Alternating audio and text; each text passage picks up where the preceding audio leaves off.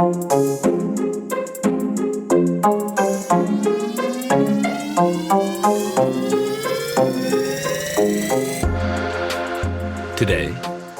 open mic, but for government, how to pay for a civilizational golden age, and why elections may not be as democratic as you think. This is Good in Theory. I'm Cliff Mark.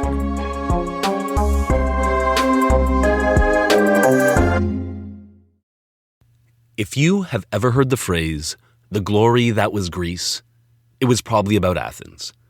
And what's more, it was probably about Athens during the second half of the 5th century BCE, and maybe part of the 4th century, depending on who's counting. Chronologically and geographically, that's a speck in human history. But it's a speck that burned very brightly. If you want just a rough idea of what Athens in this period was like, think of it as the anti-Sparta. Sparta was a military camp, disciplined, austere, violent. These Spartans called themselves the Homoioi because their political institutions did everything they could to make sure they were pretty much identical. And they kept them that way by constant reinforcement and surveillance. Sparta hated change. It was conservative, superstitious, xenophobic, and political power was all concentrated in a council of just 30 old men elected for life. Athens was a whole different mood. It was a maritime trading state, wide open to the world, full of foreign influence and foreign luxury. People from all different cultures and social classes were mixing together, and each was free to live pretty much how they chose. Plato compared the democratic regime to a many-colored cloak decorated in all hues. And while Sparta, they left behind pretty much nothing except for legends about what great soldiers they were, Athens is still hugely influential in art, culture, literature, architecture, and they innovated in two fields that are especially important for a podcast about political philosophy. The first is philosophy. Plato and Socrates and Aristotle were from here. And the second is politics, because Athens also gave us democracy. Athens wasn't the only democracy in Greece. It wasn't even the first democracy in Greece, but it was the democracy. They carried the democratic idea further than any other polis and became the historical reference point for any philosopher ever since who wants to even think about democracy as a form of government. I'm going to tell you about how Athenian democracy worked, how this weird regime came into existence, and why some people at the time truly hated it. But first, I want to pause to explain what exactly I mean by democracy in this context, because what an Athenian would have in mind when you say the word democracy is very different from what you or I from the 21st century have in mind when we hear the same word. Nowadays, democracy is all about elections. If you want to know whether a regime is democratic, you ask, are there free and fair elections? If yes, it's a democracy. You might ask some extra questions about rights, freedom of speech, rule of law, civil liberties, that kind of thing. And the key distinction is between democracies, where you have rights and elections, and authoritarian states, where you don't. In ancient Greece, the idea of democracy was framed a little differently. For them, it was less about specific institutions like elections and more about who held power in society, how power was distributed. And there were two basic models of government to choose from. First, and most common, was oligarchy, which means rule of the few. In oligarchies, political power was concentrated in the hands of a small elite, usually rich, usually well-born, well-educated, that kind of person. And the other model of government was democracy, aka the rule of the many. In a democracy, power is more dispersed throughout society. Regular people have an important political voice, they can influence decisions, access institutions, and stuff like that. Now, power can be shared and distributed in all kinds of ways. So it's not like there was a bright and clear line between democracy and oligarchy. Democracy is more of a relative term. Regimes can be more or less democratic. The more power the people have, the more widely it's spread around, the more democratic a regime is. The more concentrated power is, the more oligarchic. Now, to break that down a little bit further, I want to distinguish between two factors that can help tell us how power is distributed in a society. The first is very straightforward. It's inclusion. What proportion of the overall population count as citizens? The more people you include, the more people you enfranchise, the more democratic you are. For example, when modern democracies allowed women to vote, they all immediately got twice as democratic in this sense. In ancient Greece, no polis even included 50% of the population. Slaves, women, foreigners, none of them could be citizens. Usually, citizenship was only open to native-born men. But even when you narrow it down just to them, there's still scope for a lot of variation because most polis had a property qualification for citizenship. This means you had to have a certain amount of property even to count as a citizen. And that property requirement was in turn tied to your role as a hoplite. Soldiers were important. And so since they're risking their lives for the city and they defend the city, you have to give them some kind of rights. Which means that in ancient Greece, if you were a hoplite, you were a citizen. But being a hoplite, that meant that you could afford the armor and weapons that you needed to fight. If you're a hoplite, you're already decently well off. It's only middle-class people and above. And this was a minority in most Greek cities. Still, in ancient Greece, most of the polis that we call democracies are hoplite democracies, meaning that they look democratic if you're a hoplite, if you only count the hoplites, but that they exclude everyone below that threshold. And one of the reasons that Athens was considered so democratic is because they had no property requirement. If you were a man born of Athenian parents, you could be a citizen, hoplite or not. And including poor men made Athens by far the most inclusive regime around. I understand that from the perspective of the 21st century, a city that excludes slaves and foreigners and women from citizenship is not going to seem impressively democratic. But it looks better when you compare it to Sparta, which only enfranchised hoplites who could afford to train their whole lives and never earn money in any other way. This was a very narrow franchise. But even if we know how inclusive a regime is, that doesn't tell us everything that we need to know about how democratic it is. It tells us who counts as a citizen, but not how power is distributed within the citizen body. And again, the more concentrated the power, the more oligarchic the regime, the more distributed, the more democratic. Take Sparta, for example. Sparta has a general assembly that all citizens belong to. But that assembly doesn't have very much power. Most decision-making is concentrated in a small 30-man Senate. So regular citizens have a relatively low access to power. This makes it oligarchic. But Athens, on the other hand, in this category, access to power for regular citizens, Athens is a total outlier. It is unique in the history of the world. Common citizens in Athens had more opportunities to participate in government, exercise power, and influence big decisions than in any other regime that I know about. It was truly an instance of government by the people. And now we can look at how it worked on a concrete institutional level.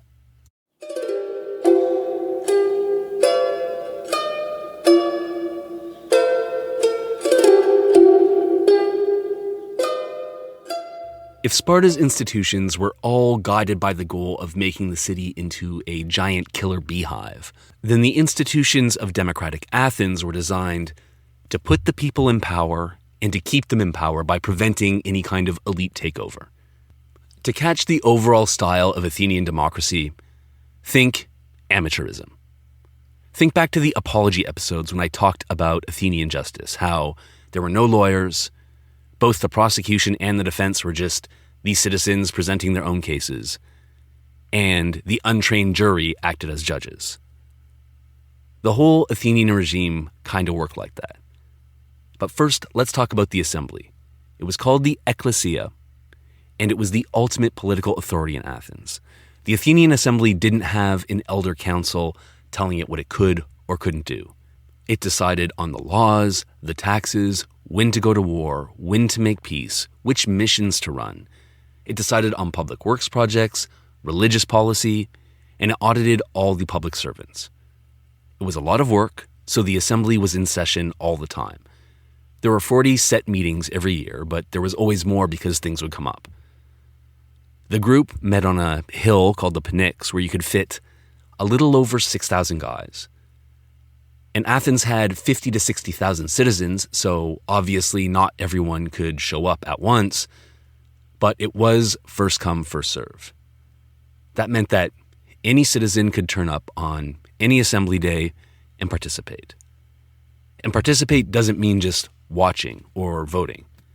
One of the key political principles of democratic Athens was isogoria, which is like freedom and equality of speech. So the citizens, they weren't just entitled to say what they wanted. They also had equal access to the most important political platform in the land. You didn't need to be elected. You didn't need to be rich. Any citizen who felt compelled to do it had the right to stand up and address the assembly in session, and to try to persuade the assembly to do whatever it is they wanted them to do. If you have any really politically obsessed friends or conspiracy aunts, imagine that they had the right to address Congress or Parliament whenever it was in session. You will have something like how it worked in Athens. Except you would also have to imagine that there was actually debate happening in Parliament or in Congress, because that's what happened in Athens. The assembly wasn't just ratifying laws or voting on decisions proposed by political parties in private. They were getting up, proposing policies, debating them, and coming to a collective decision together. If I want war with Sparta, I have to get up and convince a majority of my fellow citizens to vote for it. There's no political parties, nothing that today we would call a government or an administration. Just a big group of citizens, different every day, trying to convince each other what to do. And participating in these big democratic open meetings, that was probably the most common form of political participation. But in addition to that, Athenians could get involved by serving in public office. There were a ton of government jobs that were called magistracies, and the people who did them were called magistrates. To keep things democratic, Athens had a whole bunch of little techniques and institutional design hacks to encourage regular people to be involved and to prevent elites from taking over the whole enterprise. And the first technique was just to make sure there were plenty of jobs to go around. There were lots of magistracies. For example, the 6,000-man assembly that's different every day is hard to organize. So the Athenians, they had a council whose job it was to organize the business of the General Assembly, prepare the topics for debate, and generally keep the administrative wheels of democracy turning. But instead of making it a tight 30-man council like in Sparta, they made it a 500-guy council. And it was a full-time job for all 500 of these guys. And that was just the beginning. There were a ton of public offices, from military general to manager of the agora to inspector of olive trees or even vice chancellor of yogurt, for all I know. And these jobs turned over quickly. Most of them only lasted 1 year, and you could only hold them twice in your whole life. And what's more, you couldn't have them on consecutive years. Some jobs, they only lasted 1 day. Why? Well, one, all this churn meant that everyone who wanted to participate in government would eventually get a chance. But two, this fast turnover prevents anyone from occupying one position and building their influence and power from there. It helps to prevent elites from forming. And another technique to help put common people into power that other Greek cities didn't use was Athens paid people for public service. The guys in the council were paid, people were paid for jury duty, and eventually Athens even introduced pay for people to show up to assembly. In most cities, it didn't work like this. In most cities, public service was seen as a thing that good people do out of the generosity of their great public spirit. But in practice, when you rely on that, that means that the only people who ever serve in public office are people who already have money and don't have to work for a living. When you pay people for public service, it's not as a reward for high performance. The salaries were not very high. It was to give poor people access to the system. And that's why whenever I hear a politician nowadays saying they won't take their salary, they'll save the taxpayer the money, they'll donate it to a charity or something, I always think that anyone who believes this is a good idea thinks that we should live in an oligarchy and that non-rich people have no business in government. Athens paid its public servants to include the common people, and it worked. A massive portion of Athenian citizens were involved directly in government in some way or another. But still, the most exotic and most effective technique for avoiding elite capture of all the political offices was how they picked people for public office. They pulled their names from a hat. There are several technical terms from this, like selection by lot, allotment, sortition, selection by lottery, and it worked like this in Athens. At the beginning of every year, anyone who thought they wanted to serve in public office could put their name on a list. And then they would just pick names randomly off the list to fill different jobs. This way, everyone has an equal chance at exercising power. There were a few exceptions. Very high-stakes positions where expertise really mattered, like military general or city treasurer or guy in charge of the water supply.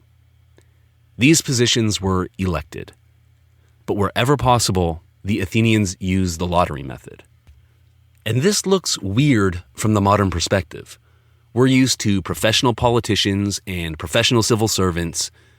We like to make people win an election or pass an exam, or at least have some kind of qualification before we hand them the reins of state power. Selection by lot, that means that everyone in every job is a beginner. It's amateur night, but for running the state. And there are obvious drawbacks to that method. But it does prevent the rich kids from hogging all the good jobs, because there are no patronage networks, no bougie resume building, no way to jump to the front of the line. In the Athenian mind, selection by lottery was the most democratic way to choose someone for a job. The last democratic institution in Athens that I want to mention is ostracism. In modern democracy, we can vote politicians that we don't like out of office. But in Athens, they had a way of voting politicians completely out of the country. Every year in Athens, the assembly would have a yes-no vote on whether they needed to hold an ostracism that year. And if the vote was yes, there was a second vote where everyone could write the name of someone they wanted gone on a little piece of broken pottery, and they'd come and they'd put it in a big pot, and they would count up these pieces, and whoever's name turned up the most, they got exiled from the city for 10 years. It wasn't considered a punishment. You didn't lose any property. You were in good standing when you finally came back. You just had to go. And this was another way to protect democracy, because all the guys that the Athenians voted out were prominent political figures. They were guys who were maybe a little too ambitious. They were people who were leaders of factions who didn't get their way in the assembly and they didn't want them around making trouble. Anyone who might pose a threat to democracy was a potential target for ostracism. By now, I'm sure you'll have noticed that the institutions that Athens used to create their democracy are very different from the institutions that we use to create democracy today. In fact, they're so different that some people wonder if modern democracy and ancient democracy are the same kind of thing at all. But before I even touch that question, I want to say that even though the institutions are very different, a lot of people see a real political kinship between Athens and modern democracy. And I think that's because we share very similar values. And a big part of how we know this is because of a man called Pericles. Pericles was the great democratic leader of Athens. And when I say leader, he didn't have any formal position or official authority. There was no president or prime minister or anything like that.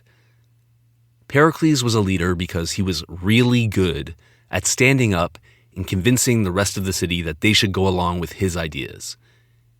And he had to do that every time he wanted to get something done. And he got a lot done in his lifetime. He built on the work of his predecessors, so he wasn't starting from nothing. But still, Pericles brought radical democracy to Athens. He was the one responsible for a lot of the institutions that we've just been talking about.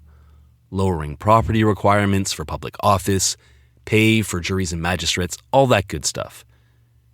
And in addition to all that explicitly political democratic reform, Pericles also presided over the city's cultural golden age.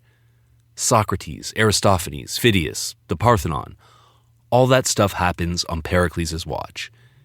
He started a huge building program on the Acropolis and other public works and festivals. He built up the Athenian Empire. Pericles was so associated with Athenian greatness that when people want to talk about Athens at its very peak, they often call it Periclean Athens. Anyway, during the war with Sparta, towards the beginning, Athens held a big official public funeral for all the men who died under arms that year in the war, and they picked Pericles to give a speech. The speech is called Pericles' Funeral Oration because it's an oration given by Pericles at a funeral. And the speech tells us a lot about Athenian democratic ideology, because in it, Pericles doesn't just say how brave and amazing the soldiers were. He decides to make his speech about how amazing the whole Athenian regime is, how it's the institutions that he helped to bring in and the general Athenian way of life that makes Athens great and made the soldiers great. Obviously, this is a politician giving a speech at a patriotic event, so it's definitely propaganda. But even though propaganda doesn't always give us a perfectly accurate description of what's going on in a society, it does give us a good feel for the official values of that society. Propaganda and political speeches are like what a society puts on their brochure. Small caveat, we don't have an official transcript of the speech. We have a version of it written by the historian Thucydides, but that's what we're going by.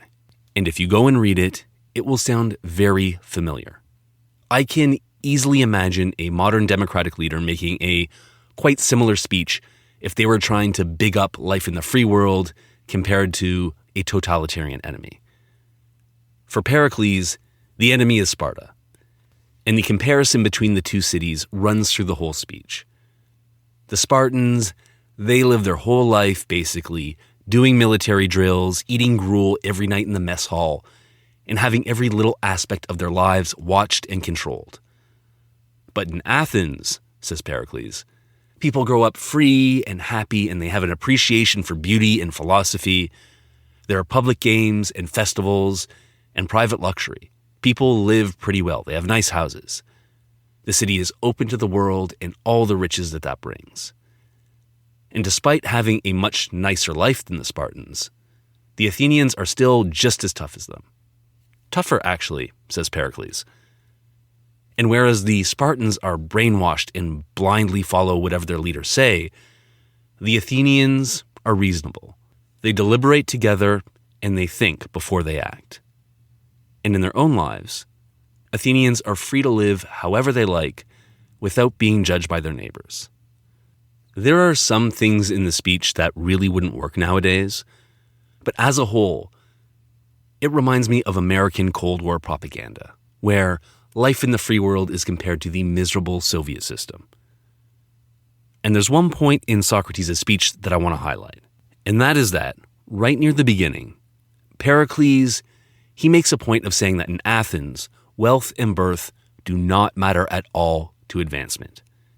He says that any citizen can distinguish themselves in public service, and that's because of merit, not privilege. The reason I want to mention this point is because no matter how weird the open assembly meetings of Athens and the lottery system seem, the idea that wealth and birth do not matter to your political standing is absolutely central to all democratic ideologies, ancient or modern. We moderns institutionalize the idea in a very different way than Pericles did, and I'm going to come back to that later. But first, I want to explain how this truly exceptional city, this cultural powerhouse and democratic outlier, got to be how it was.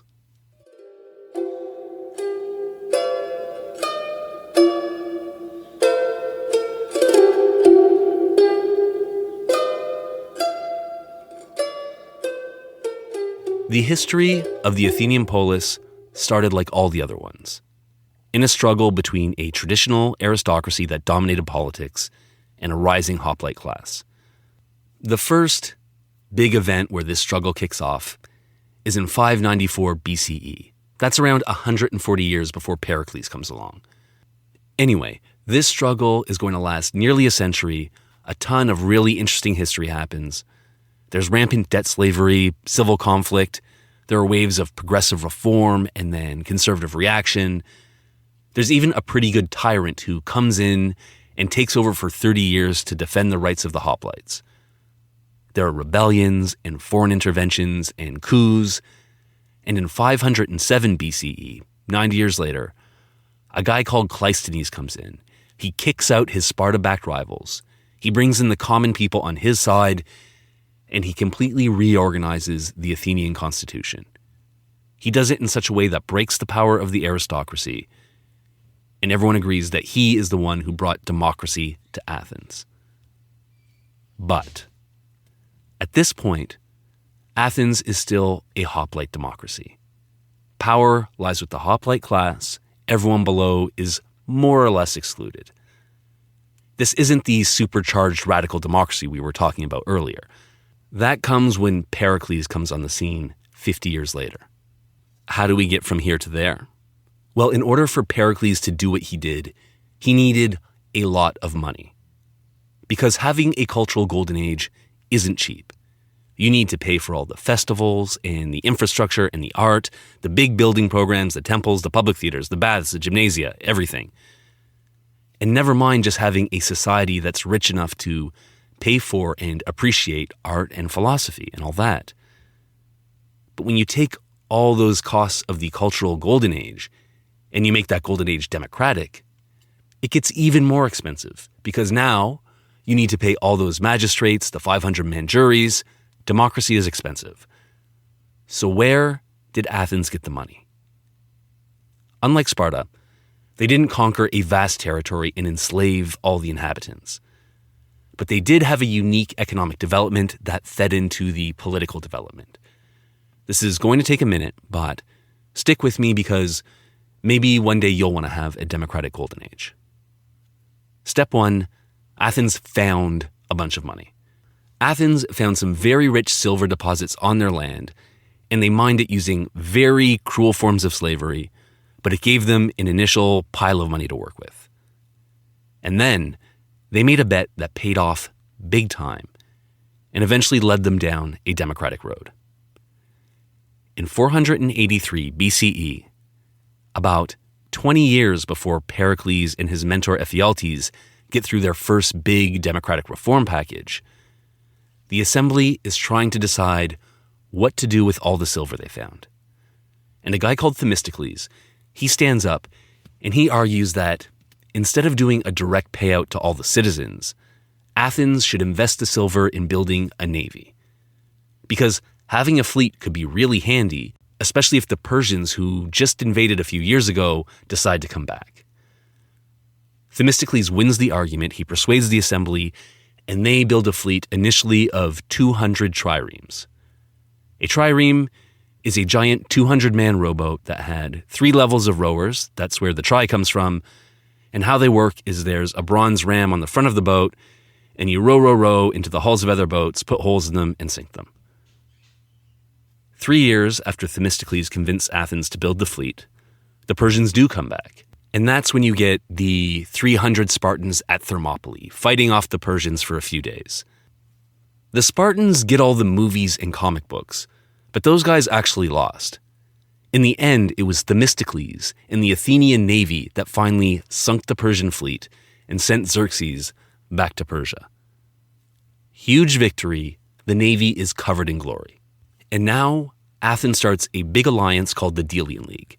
And it's all the cities on the islands and around the coast of the Aegean Sea, maybe over 300 cities. And the idea is it's an alliance to carry on the fight against Persia. Every city is given the option to either contribute boats and men to the fleet or money to fund the war. And most of them pick money. And the alliance, there are a lot of economic benefits. It pretty much ends piracy on the Aegean. It improves the trade situation and gives everyone access to goods from all over the place. But it also pays off directly to Athens, because as time goes on, Athens dominates the alliance more and more, and it starts to look less like an alliance and more like an Athenian empire. Pretty soon after the alliance was formed, Athens was spending money from the alliance treasury to build up its own navy. And that at least has a military rationale, but it was also spending money for purposes that had nothing to do with the war. You know the Parthenon, the giant temple on the Acropolis, the most famous building in Greece? That's alliance money right there. And to make sure it kept rolling in, Athens stopped accepting men and ships as contributions and only accepted cash. And if any of the allies got cold feet and decided they didn't want to pay their alliance dues or they wanted to drop out, Athens wouldn't let them. They would row some boats over to the town, besiege it, tear down its walls, take their fleet, and impose tribute. So Athens had hundreds of cities paying into this protection racket, and that is where they got their money for their golden age. And the next question is, now that you have all this money, why did Pericles decide to spend it on Parthenons and public festivals and political participation for the poor? Why wouldn't the hoplites and the rich people just keep it for themselves? Well, this is where we come back to military organization. In other Greek cities, the hoplites had clout not just because they had a bit of money, but because they were the backbone of the military. They were the ones who protected the city, they risked their lives, so they had some pull. But Athens was a naval power, and the economics of naval warfare are very different from the economics of phalanx warfare. For a hoplite phalanx, you need middle-class guys who can afford to bring a shield and armor and some spears. For a navy, nobody can afford to bring their own ship. Those have to be a public expense. But once the ships are built, all the sailor needs to bring is a big jug of water to stay hydrated, an oar, and his 2 arms to pull it. And these boats need lots of arms. Each trireme had a crew of 200 men. So the initial navy of 200 ships at 200 guys a ship, that's already 40,000 guys. And the size of the navy just grows from there. Where do you get 40,000 guys? You recruit in the poorer classes. And this is why Athens started going beyond the hoplite middle classes and making policies that benefited poor people, like giving them political rights and public baths and big festivals. It's because the poor men were rowing the boats. The strength of the city as a whole depended on them. They were the ones risking their lives. They were the ones making Athens rich. So they became an important political constituency that other people had to appeal to. The navy gave Athens an empire, and the empire gave them the money for a golden age. But because that navy was manned by poor men, it also ensured that the golden age was a democratic one.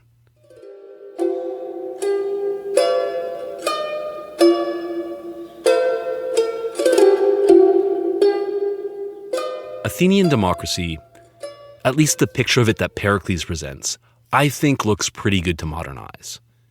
Equal rights for all, individual freedom, the rule of the common man. Who could object to that? In 5th century Athens, lots of people objected to that. Because remember, democracy didn't come about because of some universal awakening about human dignity. Democracy was the very recent result of a long series of struggles, first between the old aristocracy and the rising hoplite class, and then with a new class of poor sailors jumping into the mix. In the end, democracy won, but every step of the way, there were always people on the other side of the struggle who thought that it was going too far. being anti-democracy in democratic Athens was a whole look. A lot of Athenian critics of democracy, they were big fans of the Spartan system. They would take on Spartan manners, they would give their kids Spartan names, they would grow their hair long because that's how they wore it in Sparta. And this was especially popular for upper-class Athenians. And I always like to look at these kind of arguments because these days, there's nobody out there really making the case against democracy. So getting back to a historical period when it was a live question whether it was a good idea or not can be really interesting. And one of my favorite ancient anti-democratic texts is called the Constitution of Athens. It's by an anonymous author that we now call the Old Oligarch. And I'm going to get into this text, but before I start, I want to remind you that most ancient thinkers had a very different view of class and society than people today in modern democracies do, especially in North America. Because modern North Americans, we tend to think of people as belonging more or less all to the same class. The ancients, they had a totally different view. They thought it was just obvious to anyone who looked that society was divided into two distinct classes: elite and masses, rich and poor, few and many. However you put it, they were two distinct social groups. This is what the Old Oligarch thinks, and it's going to be easier to understand what he's saying if you keep that in mind. You may have guessed from his name that the Old Oligarch is a supporter of oligarchy, and therefore would not have been very impressed by Pericles. So the text is a 6 or so page analysis of democracy from a quite critical perspective. I've written a speech, or rather a rant based on that text, and Alan Mark of the Tankards and Tales podcast is going to give it to you. It goes like this.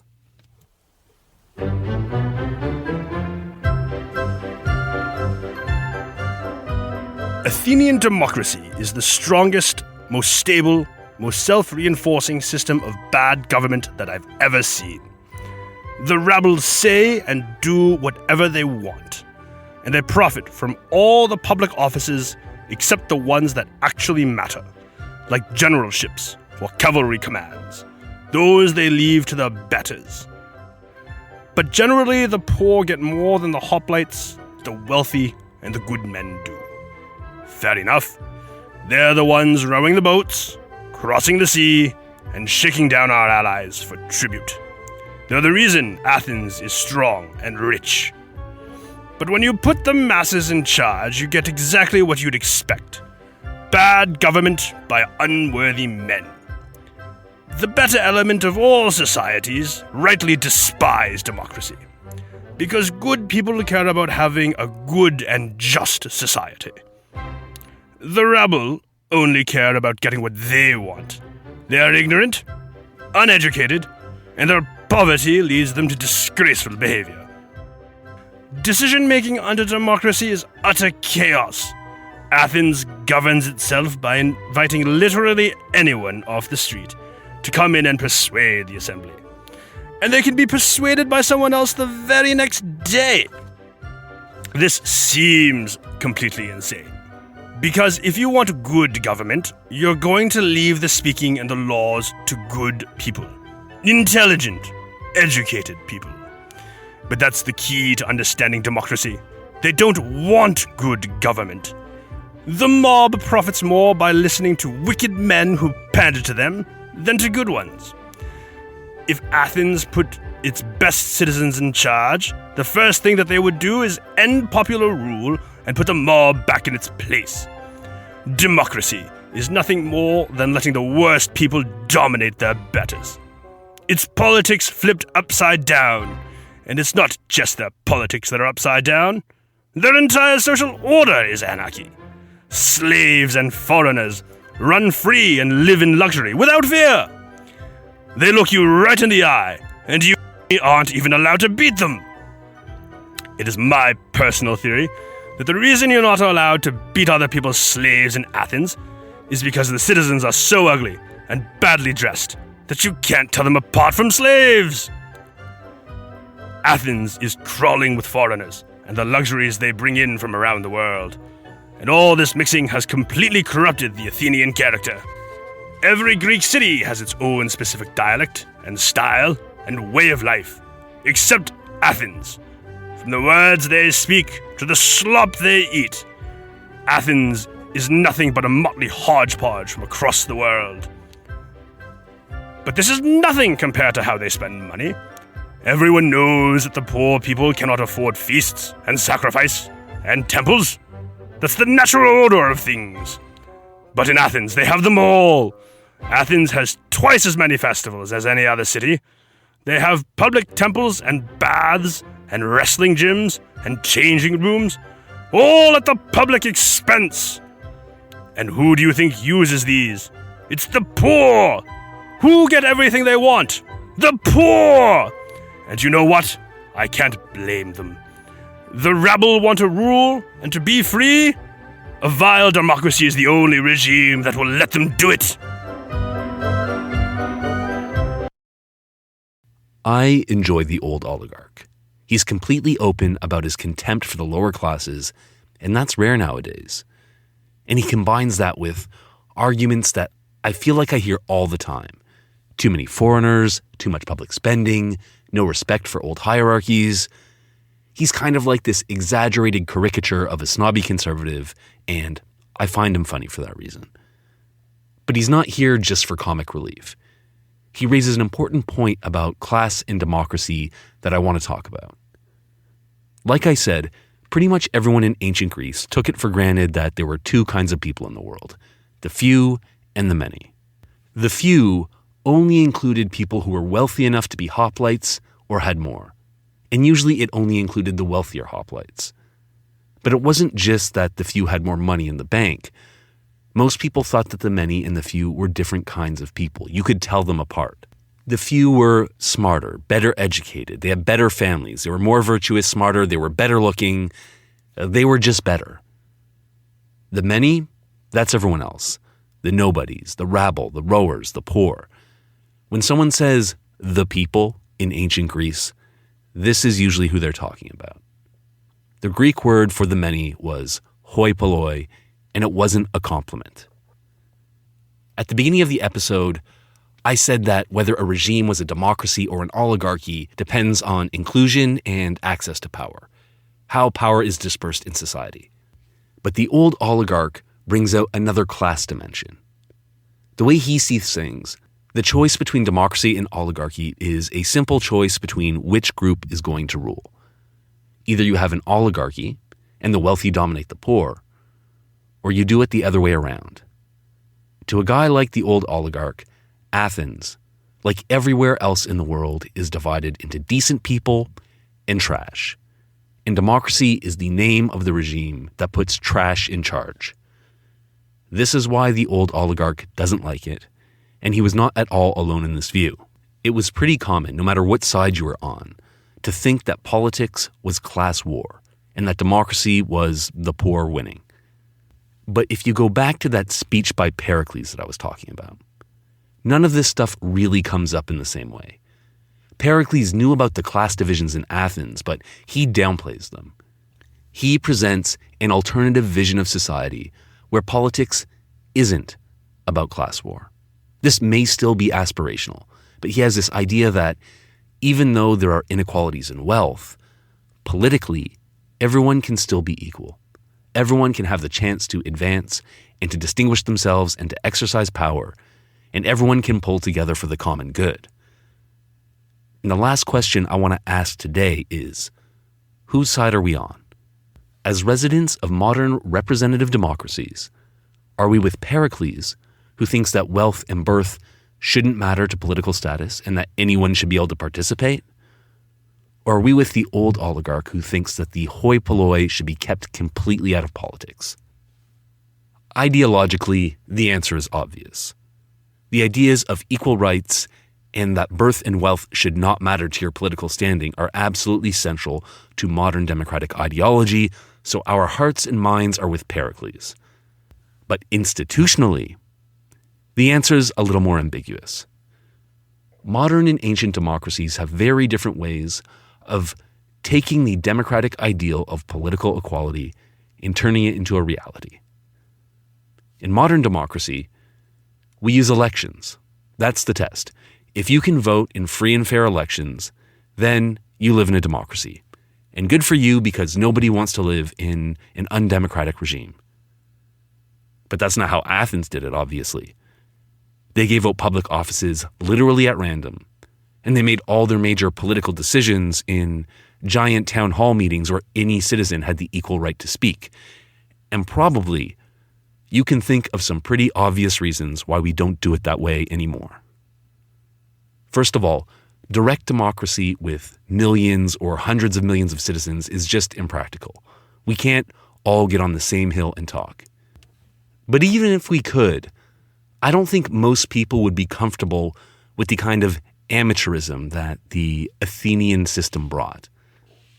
Because we know what an equal right of all citizens to speak their minds would look like. It would look like an internet comments thread, or Twitter. And I, for one, would be nervous if tomorrow we decided to turn over policy-making power to Twitter. And selection by lot might not be better. Imagine getting on the PA system at your local Walmart and saying, would all customers with license plates that begin with the letters A to G please come to the lobby to decide whether to bomb Iran? This should seem odd to us, because in modern democracies, we just expect there to be some kind of vetting process before you get to exercise power. And usually, we use elections for that. We have a system where all of the deliberation and decision-making is done by a small number of representatives, and they are hopefully the best and wisest among us. But even though only a small number of people actually exercise power, we still think it's democratic because we the people have a say in choosing who represents us.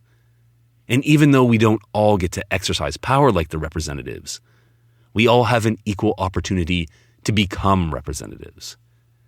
Anyone can run for office. It's up to the people to choose the best candidate.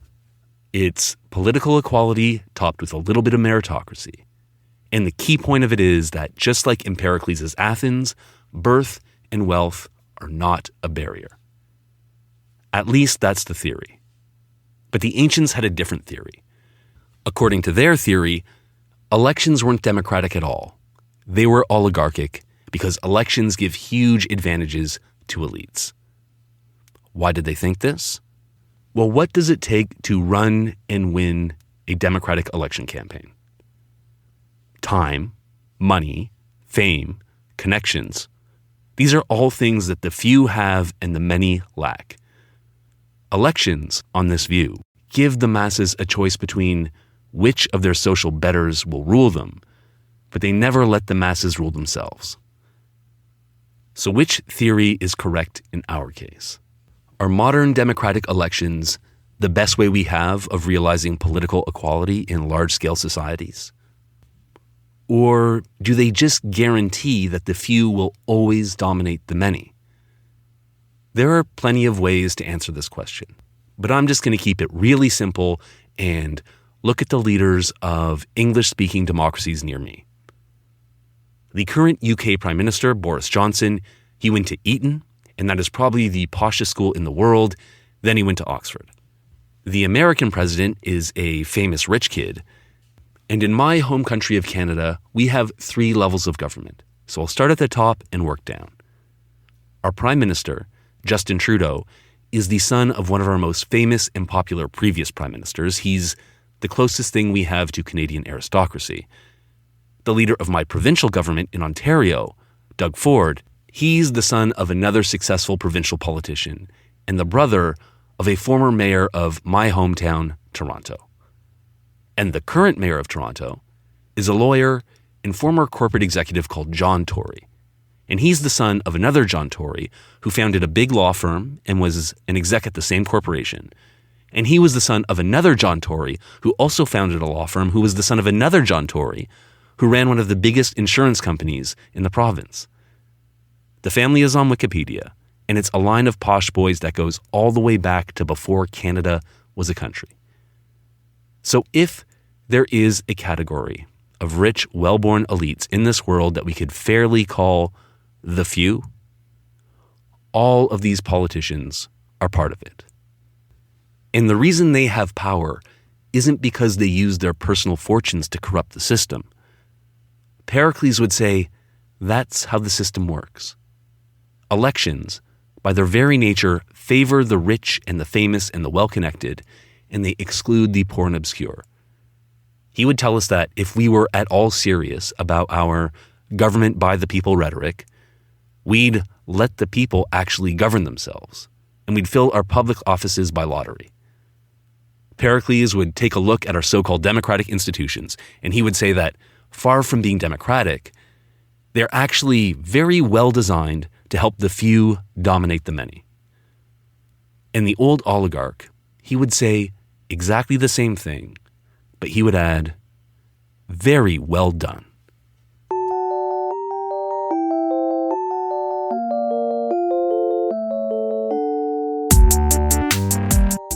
Thank you to Sepida for editing and social media help, and to Alan Mark for being a great old oligarch. Alan's got a D&D podcast called Tankards and Tales that you should go check out. The music between sections was by Michael Levy. It's played on a custom-made ancient-style lyre, and the song I was playing is called, no kidding, The Golden Age of Pericles. It's great, and you'll be hearing lots more of his stuff in the coming episodes. This episode ends our 3-part kinda historical, kinda theoretical series on the Greek polis. When I started working on this podcast a couple of years ago, my original plan was to start with Plato's Republic. And I thought that to prepare for Plato's Republic, I just wanted to give a little introduction to the character of Socrates and a little introduction to the concepts of democracy and oligarchy, because they would be coming up a lot. And I got carried away, and now we have 9 episodes and no Republic. But that's what's next. I'm excited about it. It's a weird and wild text, and I've got some really great people to voice the characters. I'm looking forward to sharing it with you. But to make sure it's completely ready to go, I'm going to take a short break from publishing, and I'll be back in 4 weeks with the first episode of Republic. But before that, the last little theory fact that I want to leave with you is a bit from the old oligarch that didn't really fit into my story about elections in class, but it did make me sit up and notice because it's so weirdly familiar. I think that the old oligarch made the first recorded complaint against political correctness. I quote, "In Athens, they do not permit the people to be ill spoken of in comedy. But if anyone wants to attack private persons, they bid him do so, knowing perfectly well that the person so treated in comedy does not come from the populace and the mass of people, but is a person of either wealth, high birth, or influence." In other words, the old oligarch is mad that in democracies, you're not allowed to punch down anymore. Remember the good old days when you could make a harmless joke about how slaves are liars and all craftsmen are simpletons? Well, now, the theater audiences can't take a joke. These days, you're only allowed to make fun of the rich and powerful. And how is that fair?